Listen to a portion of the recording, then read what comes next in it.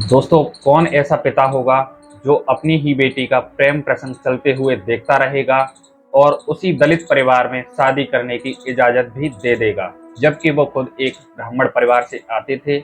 दोस्तों, वो पिता अपनी बेटी का ही नहीं बल्कि अपनी पत्नी का भी अफेयर कैसे चलता हुआ देख सकता है, वो भी एक मुस्लिम लड़के के साथ। दोस्तों, उस व्यक्ति को जब पता चलता है कि उसकी बेटी और उसकी पत्नी का अफेयर किसी और के साथ चल रहा है, तो वो अपनी बेटी को डांटता फटकारता है और समझाता है और उस दलित लड़के से शादी करने के लिए बिल्कुल साफ मना कर देता है। पर ये बात बेटी को बिल्कुल भी पसंद नहीं आती है और वो लड़की उस दलित लड़के से हर हाल में शादी करना चाहती है, फिर चाहे उसे कोई भी कदम उठाना पड़े। दोस्तों, कैसे वो लड़की अपने प्रेमी के साथ शादी करने के लिए अपने ही पिता को अपनी माँ के साथ मिलकर मौत के घाट उतरवा देती है। दोस्तों, आज हम इस कहानी के माध्यम से ये जानने की और समझने की कोशिश करते हैं कि किस तरीके से वो लड़की अपने प्रेम के चक्कर में अपने ही पिता को मौत के घाट उतार देती है। नमस्कार दोस्तों, मैं वीरेश लोधी आपको आज जो सच्ची घटना सुनाने जा रहा हूँ, ये सच्ची घटना है मेरठ की। दोस्तों, ये सच्ची घटना है एक ब्राह्मण परिवार की, जिसमें दो पति पत्नी, एक बेटा और दो बेटियां थीं। पिता किसान थे जो खेती बाड़ी करके अपने परिवार का पेट पाल रहे थे और बच्चों को पढ़ा लिखा रहे थे।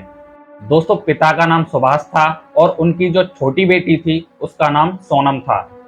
दोस्तों, सोनम बीए की फाइनल ईयर की स्टूडेंट थी जो मेरठ के कनोहरलाल पीजी कॉलेज में पढ़ती थी। दोस्तों, वहीं कॉलेज के पास एक दूध की दुकान थी जिसमें एक विपिन नाम का लड़का काम करता था जो कंकरखेड़ा का रहने वाला था। जब सोनम ने 2 साल पहले इस कॉलेज में दाखिला लिया था, तभी से वो विपिन को पसंद करने लगी थी।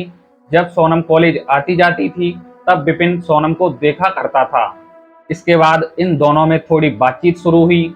उसके बाद ये दोनों इंस्टाग्राम पर लंबी लंबी बातें करने लगे और फिर ये दोनों आपस में मिलने जुलने लगे, क्योंकि सोनम के कॉलेज और विपिन की शॉप की दूरी महज 500 मीटर थी। इस वजह से वो आसानी से मिल जाते थे। दोस्तों, विपिन और सोनम की जाति अलग अलग थी और सोनम जानती थी कि उसके पिता सुभाष उसकी शादी के लिए बिल्कुल हाँ नहीं करेंगे, क्योंकि सोनम की बड़ी बहन डॉली ने अपनी मर्जी से एक दलित लड़के के साथ भागकर शादी कर ली थी।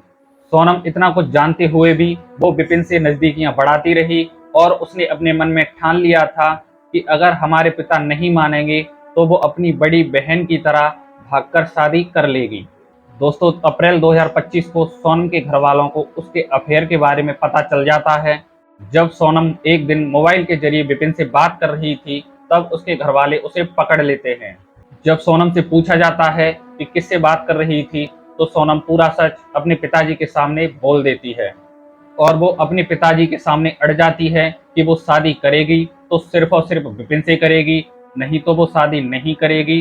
वो सिर्फ इस चीज का इंतजार कर रही थी कि उसकी पढ़ाई पूरी हो जाए, उसके बाद वो विपिन से शादी कर लेगी। लेकिन उसके पिता जो सुभाष होते हैं, वो इस शादी से बिल्कुल साफ मना कर देते हैं, क्योंकि वो विपिन एक दलित परिवार से आता था और सुभाष ने कहा कि वो जल्द ही अपनी बिरादरी में एक लड़का देखकर उसकी शादी कर देंगे, क्योंकि वो चाहते थे कि जिस तरीके से उनकी बड़ी बेटी ने उनकी बदनामी कराई थी, उसी तरीके से उनकी छोटी बेटी भी उनकी बदनामी ना करा दे। लेकिन सोनम नहीं मानी और वो अपने पिता से बीच बीच में कहती भी रही कि वो उसकी शादी विपिन के साथ करा दें और उसे अपना लें। लेकिन सुभाष अपनी बेटी की शादी विपिन से करवाने के लिए बिल्कुल भी तैयार नहीं हुआ था। उसके बाद सोनम ने ठान लिया था कि उससे विपिन से शादी करने के लिए फिर चाहे कोई भी कदम उठाना पड़े तो वो उठाएगी।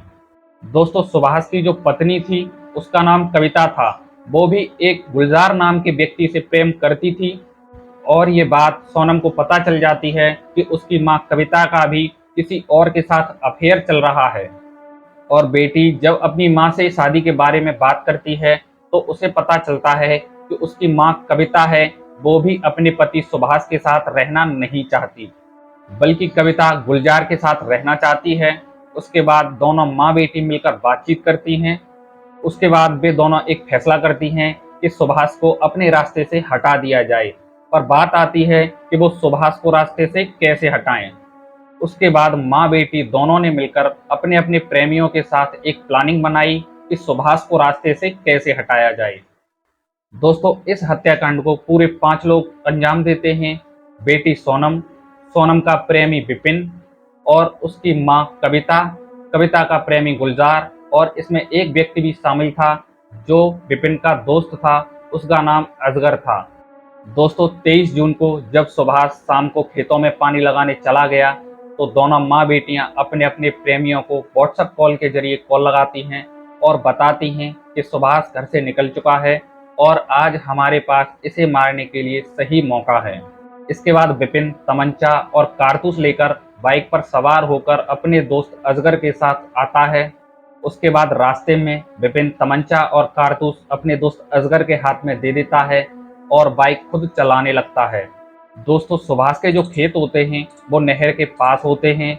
उसके बाद विपिन और उसका दोस्त असगर ये दोनों नहर के पास पहुंचते हैं जहां पर उसके खेत होते हैं और बाइक नहर की पटरी पर खड़ी कर लेते हैं जहां सुभाष पानी लगा रहा होता है। उसके बाद विपिन का दोस्त असगर तमंचा निकालता है और पीछे से सुभाष में गोली मार देता है और वो गोली सुभाष की कमर में लगती है। उसके बाद ये दोनों इस हत्याकांड को अंजाम देकर वहां से फरार हो जाते हैं। इधर सुभाष जो होता है वो लोगों की मदद लेकर अस्पताल में पहुंच जाता है और अस्पताल में इलाज के दौरान करीब रात में 1:30 बजे सुभाष की मौत हो जाती है। उसके बाद दिन में उसका पोस्टमार्टम होता है और उसकी बॉडी उसके परिवार वालों को सौंप दी जाती है और वो सुभाष का अंतिम संस्कार कर देते हैं। लेकिन अभी भी इस हत्याकांड का खुलासा नहीं होता है। उसके बाद 25 जून को जो सुभाष का बेटा होता है उसका नाम आयुष होता है, वो थाने में एक तहरीर लिख कर देता है और उस तहरीर के जरिए अज्ञात के खिलाफ मुकदमा दर्ज कर लिया जाता है और पुलिस इस छानबीन में जुट जाती है कि सुभाष की हत्या किसने की। इधर सुभाष की हत्या के बाद ये 5 लोग अपनी नॉर्मल जिंदगी जी रहे थे। सोनम और कविता घर में मातम मना रही थी। कविता विधवा होने का ढोंग कर रही थी। बेटी भी अपने पिता की मौत का मातम मना रही थी। काफी दिन बीत जाते हैं लेकिन जब भी पुलिस इन लोगों से कुछ भी पूछती है तो ये लोग कुछ भी नहीं बताते हैं। इसी बीच गुलजार जो होता है वो भी सुभाष के घर शोक प्रकट करने आता रहता है और उसकी बीवी और बच्चों को समझाता रहता है। काफी दिन बीत जाते हैं, जब पुलिस को कुछ भी नहीं मिलता है तो पुलिस सोचती है कि कहीं क्रिमिनल घर में तो नहीं छुप कर बैठा। उसके बाद पुलिस वाले घर वालों की कॉल डिटेल चेक करते हैं।